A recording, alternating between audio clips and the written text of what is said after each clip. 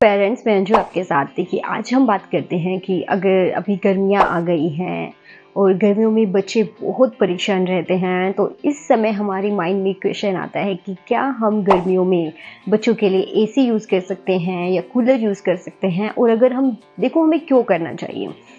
ऐसा कंपलसरी नहीं है कि आप अपने बच्चे के लिए एसी यूज़ कीजिए या कूलर यूज़ कीजिए। अगर गर्मी आ गई है, बच्चे को घमौरियाँ होने के चांसेस रहते हैं, बच्चे को रैश होने का डर बना रहता है, तो इस समय हम सोचते हैं कि बच्चे को थोड़ा कूल टेम्परेचर में रखा जाए, जिससे बच्चे की बॉडी को थोड़ा रिलीफ मिले गर्मी से। तो इस दौरान हम एसी कूलर यूज़ कर ही लेते हैं।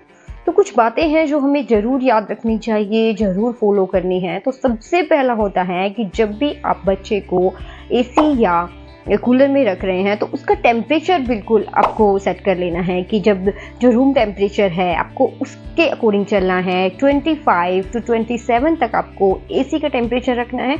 और अगर आप कूलर यूज़ कर रहे हैं तो जो उसकी फ़ैन की स्पीड है वो आपको कम कर लेनी है।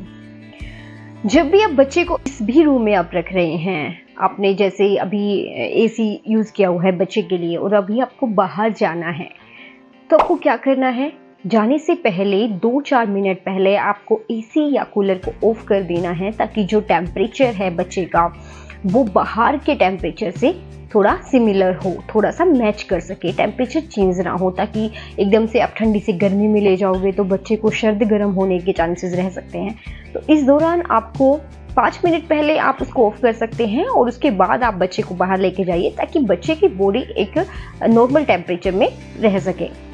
इसके अलावा आप बच्चे को रख रहे हैं एसी में या कूलर में, तो आपको बच्चे के कपड़ों का प्रॉपर ध्यान रखना है। बच्चे को फुल स्लीव्स कपड़े पहनाने हैं, चाहे आप कॉटन पहना रहे हो फिर भी आपको फुल स्लीव्स हो, बच्चे को अच्छे से कवर करे। ताकि एसी कूलर यूज़ करते समय बच्चे को आपको डायरेक्ट उसके कांटेक्ट में नहीं रखना है कि जहां आपका एसी लगा हुआ है उसके सामने ही आपने बच्चे को लटाया हुआ है। तो इस बात का आपको ध्यान रखना है कि डायरेक्ट कांटेक्ट में बच्चा ना आए जब भी आप एसी यूज़ कर रहे हैं या फिर कूलर यूज़ कर रहे हैं।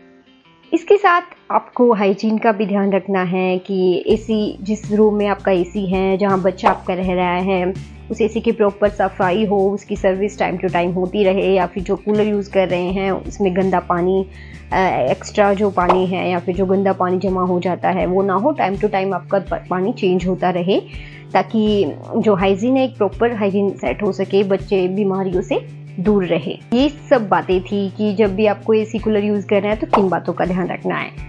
इन अदर केसेस, अगर आपका बच्चा बीमार है, उसको जुकाम हो गया है, बुखार हो गया है, तो इस केस में अगर आप बच्चे के लिए एसी यूज़ कर रहे हैं तो एसी यूज़ करने से पहले अपने डॉक्टर से कांटेक्ट जरूर करें।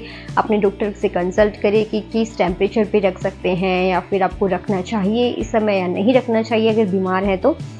बाकी आप पेरेंट्स बनी गए हैं तो कुछ एक्सपीरियंस तो आपको आ ही जाते हैं ऑटोमेटिकली। आपको ये वीडियो कैसी लगी मुझे कमेंट करके बताना। मिलती हूँ आपसे नेक्स्ट वीडियो में, तब तक के लिए बाय।